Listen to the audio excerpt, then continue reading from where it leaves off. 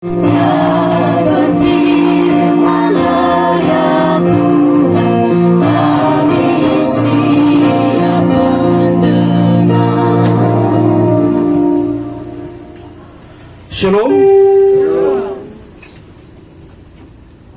Papa Mama yang dikasihi Kristus Yesus, terlebih khusus anak kami, adik kami, Yero dan Yulan yang dikasihi Kristus. Tema yang saya buat saat ini adalah Roh Kudus memampukan kita untuk bersyukur. Sekali lagi, Roh Kudus memampukan kita untuk bersyukur. Ada satu penggalan syair lagu yang dinyanyikan oleh grup band The Massive. Dia katakan begini: syukuri apa ada, syukuri apa yang ada, hidup adalah anugerah. Tetap jalani hidup ini melakukan yang terbaik. Itulah bagian penggalan lirik yang dipopulerkan oleh band The Massive dengan judul Jangan Menyerah. Ada kisah di balik lagu Jangan Menyerah ciptaan Rian Eki Pradipta atau yang akrab kita sapa dengan Rian The Massive. Kisah itu bermula pada akhir tahun 2008. Jadi saat itu Rian dan kawan-kawan menggelar konser amal di sebuah rumah sakit, Darmais namanya. Dan lewat musiknya Rian dan kawan-kawannya menghibur anak-anak yang menderita kanker yang dirawat di rumah sakit tersebut. Pada momen itulah Rian bertemu dengan Restu, salah satu anak yang dirawat karena penyakit yang ganas itu, penyakit kanker. Interaksi singkat di antara Restu ternyata memberikan kesan mendalam bagi Rian, sang vokalis The Massive. Sepulangnya Rian dari konser, wajah Restu, si anak itu, selalu membayangi Rian. Ia pun menuangkan perasaan mendalamnya terhadap Restu ke dalam lagu yang kemudian diberi judul Jangan Menyerah. Lagu itulah yang kemudian menjadi penyemangat bagi Restu menjalani hari-hari hidupnya dengan penyakit yang ia alami, kanker. Syukuri apa yang ada, hidup adalah anugerah, tetap jalani hidup ini melakukan yang terbaik. Papa Mama yang dikasihi oleh Kristus Yesus, mampukah kita bersyukur senantiasa atas segala sesuatu? Hari ini kita bersyukur karena ada sesuatu yang membahagiakan kita, sesuatu yang mensukacitakan kita. Tetapi bagaimana jika kedukacitaan atau sesuatu yang tidak membahagiakan hati kita, yang kita alami, masihkah kita bersyukur?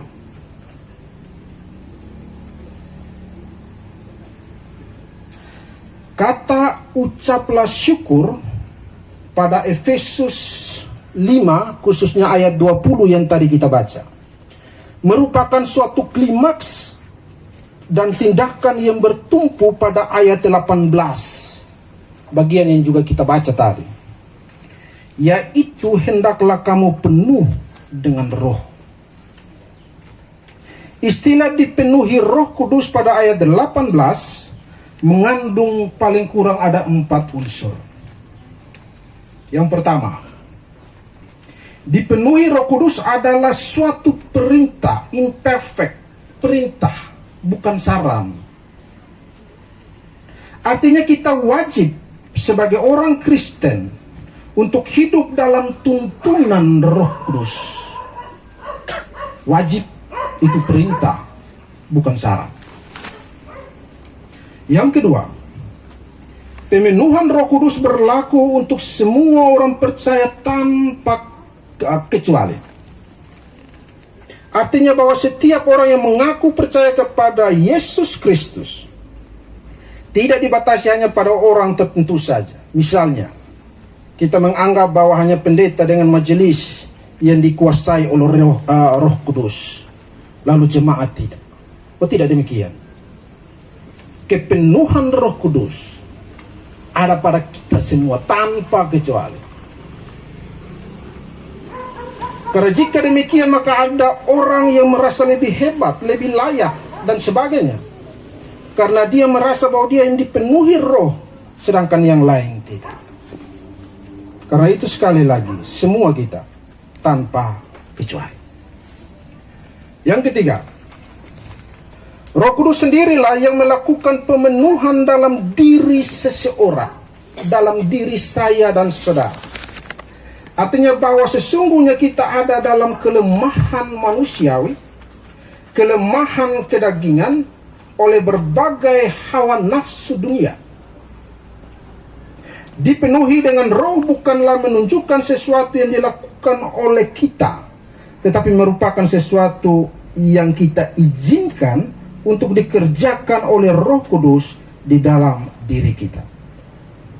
Artinya kita cukup dengan memberi diri untuk dituntun oleh Roh Kudus. Dan biarlah Roh Kudus yang bekerja di dalam hidup kita. Yang keempat, kepenuhan Roh Kudus itu harus menjadi pengalaman hidup orang percaya yang seharusnya berlangsung secara terus-menerus. Sekali lagi, harus berlangsung secara terus-menerus. Hari ini, besok, dan seterusnya. Tidak bisa kita katakan hari ini kita dipenuhi Roh Kudus, besok Roh Kudusnya menghilang, entah roh apa yang ada di dalam diri kita. Artinya bahwa kita harus terus memberi diri agar dituntun oleh Roh Kudus dengan cara terus melatih, mengelola diri kita untuk dapat menghasilkan buah roh. Bapak, mama, saudara-saudari yang dikasihi Kristus Yesus, ketika kita sudah hidup dalam tuntunan Roh Kudus, maka Roh Kuduslah yang akan memampukan kita untuk ada dalam sikap syukur kepada Allah.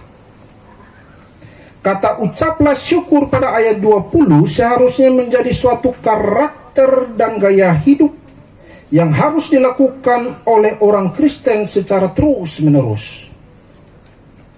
Dilakukan senantiasa atas segala sesuatu. Artinya ucapan syukur tidak dibatasi oleh ruang waktu dan juga tidak dibatasi oleh berbagai kejadian atau perbuatan-perbuatan yang kita alami atau kita lakukan dalam hidup ini. Tidak ada batasan. Ucapan syukur harus menjadi kebiasaan, karakter, ciri khas orang Kristen atau pengikut Kristus dalam seluruh hidupnya dan dalam seluruh tindakannya. Dan ini adalah perintah karena mengucap syukur juga dipandang sebagai suatu sikap dasar etis yang seharusnya diberikan kepada Allah. Sikap dasar etis yang setiap kita harus berikan kepada Allah. Secara singkat, Papa, Mama, dan Mbak Saudara yang dikasihi Tuhan, saya hendak menyimpulkan bahwa hidup dipenuhi dengan Roh Kudus merupakan pengalaman rohani yang sering dialami oleh setiap orang percaya dalam hubungannya dengan Tuhan, dan merupakan suatu kebutuhan yang sangat mendasar dalam kehidupan orang percaya. Hal dipenuhi dengan Roh Kudus berdasarkan Efesus pasal 5 ayat 18-21 merupakan suatu perintah yang harus dialami oleh semua orang percaya, orang Kristen, pengikut Kristus.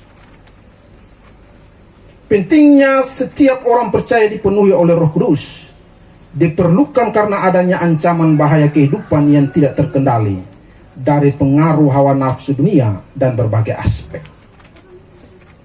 Di bacaan kita, kalau kita memperhatikan, itu dikatakan kalau orang mabuk anggur lalu dirinya tidak bisa dikendalikan, dia ada di dalam hawa nafsu dan seterusnya. Lalu ada banyak hal yang dia lakukan melawan kehendak Tuhan. Tantangan kita saat ini mungkin berbeda di dalam konteks bacaan kita. Tetapi itu bagian dari ancaman. Dan karena itu kita perlu hadapi di dalam sikap iman yang selalu bersyukur. Tetapi juga kehidupan yang dipenuhi dengan Roh Kudus diperlukan bagi pertumbuhan kehidupan rohani. Dan aktivitas kehidupan rohani orang percaya menuju suatu kedewasaan iman. Akibat lain yang akan terjadi bagi seorang percaya yang dipenuhi dengan Roh Kudus adalah menghasilkan sifat-sifat atau karakter yang dinyatakan dalam tindakan-tindakan yang positif dan produktif. Baik dalam hubungan dengan sesama orang percaya maupun dalam hubungan dengan Allah secara langsung. Kita diciptakan segambar dan serupa dengan Allah. Itu artinya kita perlu mewarisi sifat-sifat Allah. Kita perlu mewarisi karakter Allah di dalam hidup ini. Papa Mama yang dikasihi Kristus Yesus, kita bersyukur hari ini karena ada peristiwa pernikahan antara Yero dan Yolan. Dua orang yang berbeda sudah menjadi satu lewat pernikahan. Dan pernikahannya telah diberkati Tuhan lewat pendeta dan jemaat menjadi saksinya. Yero dan Yolan bersyukur, orang tua bersyukur, saudara-saudara bersyukur, teman dan sahabat ikut bersyukur. Bahkan saya dan kita semua saat ini, kita semua bersyukur. Namun pertanyaannya adalah, sampai kapan kita mau bersyukur? Apakah hanya dalam ibadah saat ini kita bersyukur dan setelah selesai lalu rasa syukur itu hilang?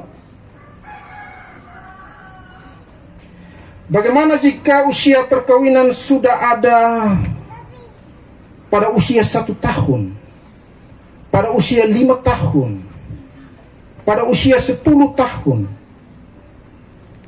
Ketika rumah tangga mulai diterpa badai persoalan, ketika sang menantu tidak lagi dapat menyenangkan hati orang tua, ketika suatu saat kita yang hadir saat ini bertemu dengan Yero dan Yolan, namun mereka tidak menegur, sapa, dan memberikan senyuman, masihkah kita bersyukur?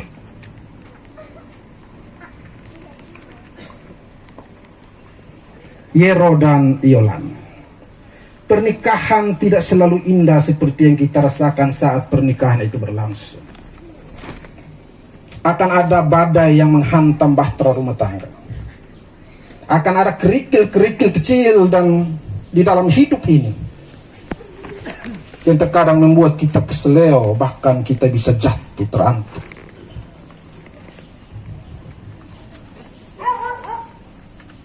Di zaman yang modern ini ada banyak persoalan kehidupan yang mungkin sepele, tetapi itu bisa merusak kehidupan rumah tangga. Itu bisa menghilangkan rasa syukur di dalam rumah tangga Kristen. Kita ambil hal-hal yang lucu dan sederhana saja. Ketika masih pacaran dan kita saling, Yero menjemput Yolan misalnya, ketika jemput datang Yolan sudah siap, sudah cantik, dan ayo jalan berangkat entah kemana, tetapi sudah ready semuanya. Tetapi ketika sudah menikah dan berjalan di dalam usia 1 tahun dan seterusnya, kita mulai mendapatkan bahwa untuk keluar dari rumah, apalagi ke pesta, untuk ibu-ibu, papa-papa harus lebih sabar. Karena tidak seperti waktu kita pacaran datang dia sudah siap. Belum tentu. Saya punya mertua ini dari saya siap khotbah sampai saya sudah khotbah sudah selesai saya buat, dia belum siap habis. Mau marah, mau tidak bersyukur.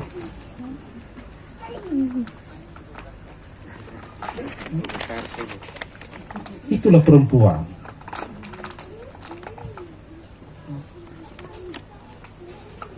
Kita yang sering main Facebook, ada WA, ya.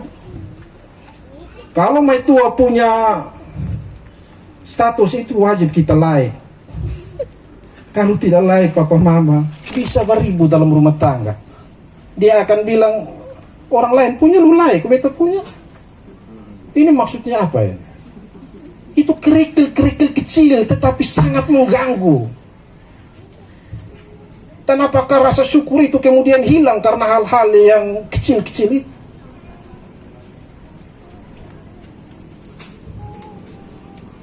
Dulu kalau kita antar masih pacar, kita menunggu dia mau terputar di itu mall 3 jam pun silakan. Kita setia menunggu. Tetapi kalau sudah menikah selesai, baru setengah jam itu kau duduk berdiri Jusan, betul kau cari apa, kau terlalu lama sekali. Itu pulang sendiri, itu pulang dan grab saudara. Rasa syukur mulai memudar karena hal-hal yang kecil. Karena itu harus terus dikelola hidup ini, di-manage dengan baik, terus dilatih agar roh terus ada di dalam hidup kita. Dia yang menuntun langkah kita, dia yang menuntun perbuatan-perbuatan kita,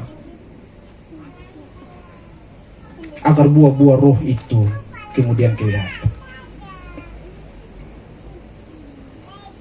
Bapak John dan Mama Jansi Nabui Kodwati, juga Bapak Eliasa dan Mama Marcelina Beno Nunai. Tidak semua anak-anak maupun anak mantu dapat menyenangkan hati orang tua. Tidak semua.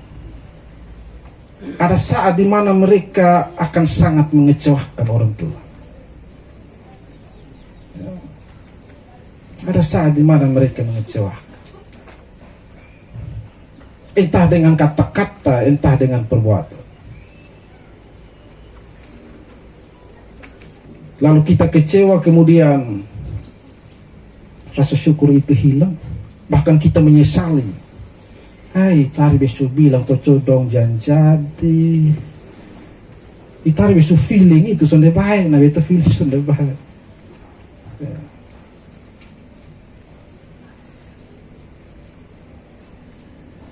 Apakah seperti itu?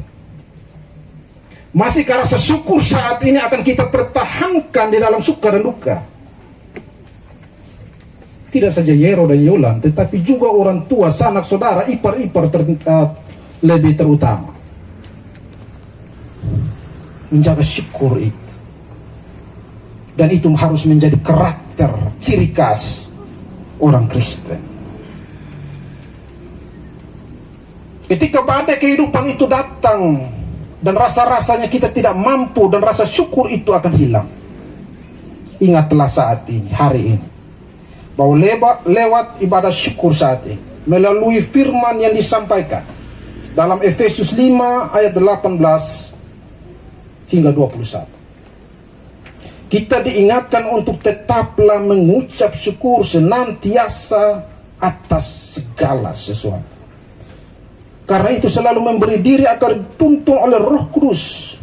Dan biarlah kekuatan yang dari Roh Kudus itu memampukan kita untuk terus bersyukur senantiasa. Ucapan syukur itu kita tujukan hanya kepada Allah saja melalui perantaraan Kristus Yesus. Jika demikian, maka perlulah kita untuk terus mengenal Yesus dan apa yang telah Yesus lakukan bagi hidup kita. Iman percaya kepada Yesus Kristus harus terus dilatih hingga mencapai suatu kedewasaan iman. Iman yang bertumbuh itu seperti anak yang menderita sakit kanker di rumah sakit Darmais. Seorang anak bernama Restu yang bertemu dengan Rian Demasif, seperti pengantar yang saya sampaikan tadi. Semangatnya, kekuatannya, dia tetap bersyukur meskipun menderita kanker dan menunggu ajal menjemputnya. restu si anak penderita kanker itu sudah menginspirasi banyak orang tentang bagaimana harusnya kita bersyukur. Dan itu juga yang kemudian menginspirasi Demas membuat lagu Jangan Menyerah. Dengan penggalan kalimat syukuri apa yang ada. Hidup adalah anugerah. Tetap jalani hidup ini. Melakukan yang terbaik. Tuhan Yesus memberkati ketong semua. Amin.